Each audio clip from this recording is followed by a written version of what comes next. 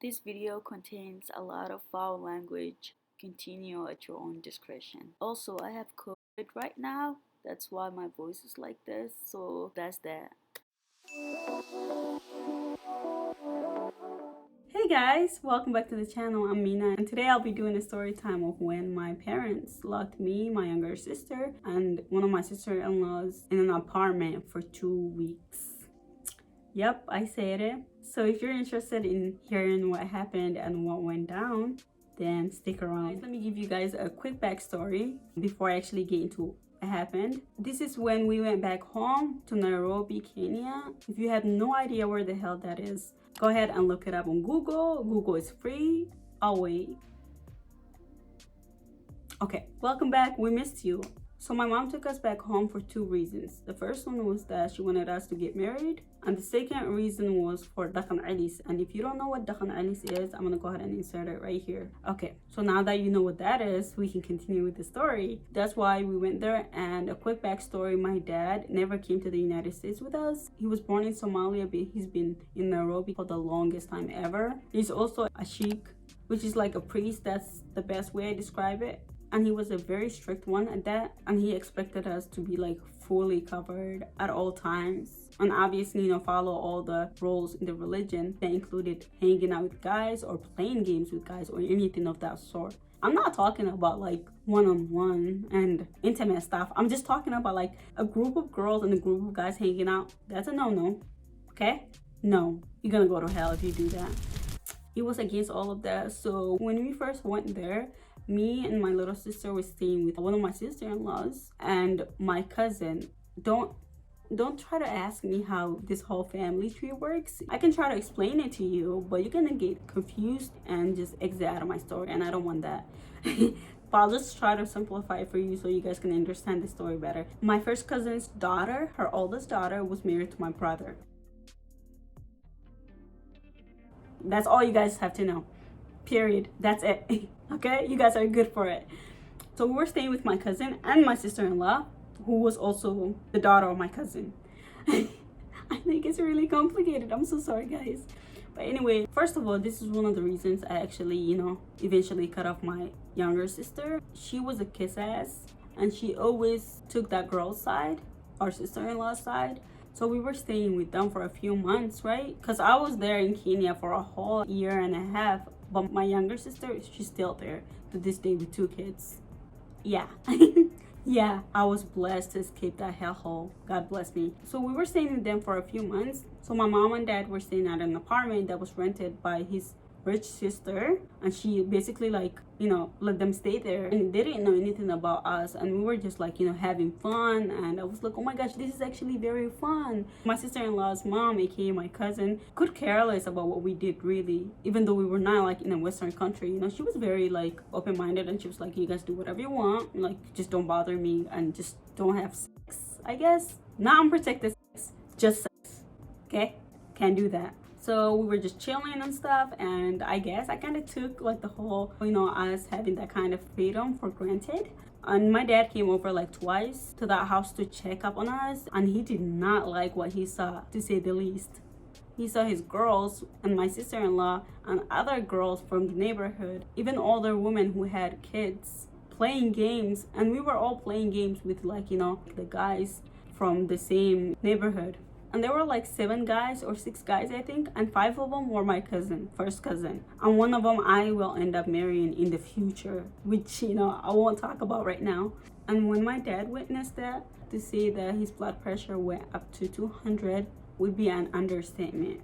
This guy was literally like shaking. I was like, dude, calm the fuck down, like, it's deadly, you know? What the hell? Why the fuck is he freaking out? There's literally like women with kids out here who are married. Not only can they chaperone us, but they're doing the same thing as us. It's not like we're gonna have sex in front of all those women, all the other people, you know? So he hated that the first time, and he let it go. He talked to my cousin about it, you know, the lady that we were staying with, and he was like, I do not like that. That gotta stop. Guys and girls cannot be mixed up. And she was like, you know what, uncle? You know, she called him uncle. I'll take care of that. Don't even worry about that. She never did, you know. That was when she was finding out that she was actually a lesbian. Yeah, that's a story for another time too.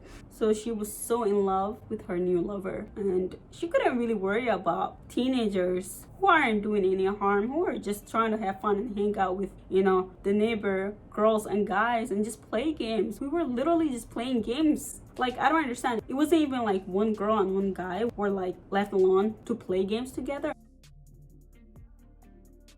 No, we were playing it as a whole neighbor outside where everyone else can see. It's like a big place where they keep like water tanks because sometimes water goes out, and sometimes they even hang clothes there to dry because they don't have washing machines or dryers, so they have to rely on the sun. In the morning, that's the place where they use to hang up the clothes to dry. Anyway, so he comes over the second time and he saw the same thing, and he's like, I told you to take care of this and you haven't even took care of it. What the hell's wrong with you? And he fucking yelled at her, and she was like shaking. Like, my cousin was literally like almost peeing on herself. So me, with my Western mentality, goes to my dad and says, you're fucking embarrassing us. We're the ones who came from the United States. These people seem to be more open-minded than we are. Mostly talking about him. And he almost had a heart attack right there and then. He was so pissed at me, and I'm actually very surprised that he didn't hit me. My parents never laid any hands on us growing up. They abused the shit out of us emotionally, which is no better. Well, to me, I always preferred being hit over being emotionally scarred, because I'm scarred for life right now. But anyway, he was so angry and shaking, and he was like, you guys, pack your fucking clothes right now. I'm taking you to be our neighbor, like him and my mom, to be their neighbors, because there was another room available right next to them that my auntie was also renting. I believe that she had her maid staying there, a 24-hour maid. I was like, hell no. And like I mentioned in the beginning of this story, me and my younger sister had the worst relationship as it was at the time. She came to me and she was like, you're the fucking reason this is happening. I'm blaming you. Everything is on you. Why do you have to be such a whore? Why do you have to be such a bitch? Why couldn't you just keep your fucking mouth shut? You probably would have gotten over it. You did this. I already feel so bad, and I felt like I know for a fact that my sister-in-law was instigating and taking advantage of our relationship being like rocky like that. I knew that she wanted to replace me and be like an older sister for my sister. And I saw that. I was just too nice and too naive at the time to speak up. My little sister, who's like 4 years younger than me, would like yell at me and treat me like shit, and I would just, put up with that. I don't know why I did that when I was younger.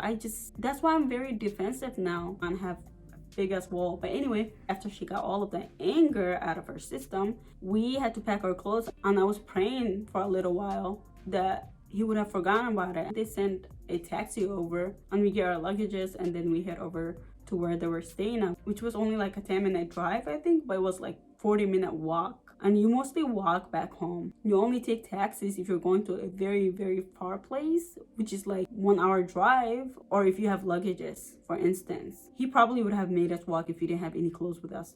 But anyway, we finally get to the house. I was depressed as shit. My sister and my sister-in-law kept gaining up on me. The funny thing is that my sister-in-law would act like a middleman and act like all nice to me. But then when I was out of the room or when I was in the bathroom or something, she would be like, your sister did this.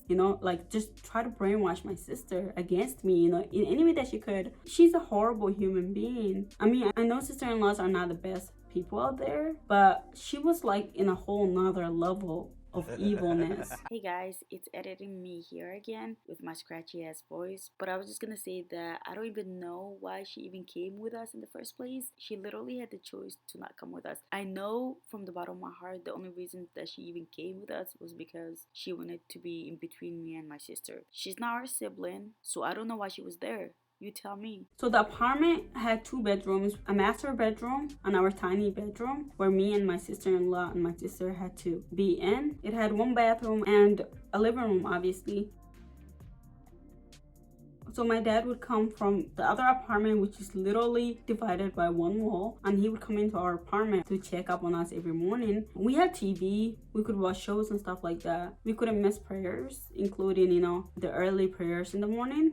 He provided us with food, but there was a big ass log outside of our apartment just to make sure we didn't go anywhere. It was locked. There was only 1 copy and he had the key to open it. But eventually, I think he made a copy and gave it to the maid. And by the way, guys, let me tell you guys how tiny the room was that we were in. 3 people, there was barely any room to walk around. Anyway, that's not the point. I could care less for that. It's the emotional scarring that I'm struggling with. So he would check up on us, and we were like that for 2 weeks. We had some food in there, we had some TV. We couldn't go out for a walk outside though. We couldn't get ice cream even though it was like in walking distance. We couldn't leave the house. That's the point. We lost that privilege because of me, apparently, because I spoke up for myself, you know? So I was really tired of that. Obviously, we've been locked in a house and it would be 2 against me, you know? And sometimes the maid would take my side and see how bad my sister and my sister-in-law are treating me. They already hated me and now they blamed me for this. I feel bad for saying this, but I kind of like tricked the maid because, you know, she cared about me and she loved me. And I was like, I just want to get an ice cream. You can even come with me if you don't trust me. She came with me and we got the ice cream. We left the other 2 at home. She locked them in the house. That's what they get. I realized that I couldn't go back to the house anymore. I could not go back to the hellhole anymore. So I was like, you know what? Can we go visit my auntie just for a little bit? The auntie that would eventually end up marrying her son. And then she was like, I don't think that's such a good idea. And I was like, Oh, please, I'll do anything that you want when we get back there. and she's like, okay, fine. I already managed to talk her into us grabbing ice cream from the place that was close to the neighborhood where my cousin lived. And the houses were very close to that area. And I was like, please, it's just like 5 minutes away. We're almost there anyway. So she came in and she took me there. And the next thing that I remember is me refusing to go back with her. I was like, I'm not going back with you. I'm sorry that I tricked you, but I'm not going back to that hellhole. I'm staying here with my auntie. and she can't obviously force me. She's not like my mom or dad. And even though she felt betrayed, she was like, I totally understand where you're coming from. And I'm actually gonna leave you here. I know they'll be yelling at me and I'll deal with that, but you deserve to be out of that hellhole. And I was so happy that she kind of understood where I was coming from. I thanked her, I hugged her, and that was the last time I was in that hellhole. I believe I was locked up for a little over 2 weeks, and I believe they were locked up for less than 3 weeks. My mom and dad felt bad for them because they didn't run away and I did, and they let them go and get back to her mom's house. All their houses have balconies, or at least most of their houses. So when I went on the balcony and looked downstairs, I would see the janitor cleaning the hotel from next to the apartments, and he'd have a radio and he'd be listening to, I would just enjoy that song, would just bring me, you know, some happiness. And I was just like, you know, singing, hello baby, can you come over? Yeah, that song. So that was one of the happiness that I would get in my life. And I would basically just stalk the janitor and just look at him and see how much freedom he has, because he gets to walk around and listen to music. It was definitely like solitary confinement and I hated it. And I'm glad I'm out of that shithole. But anyway, guys, thank you so much for tuning in tonight with me. I love you guys so much, and I really hope to see you in my next video. Bye now.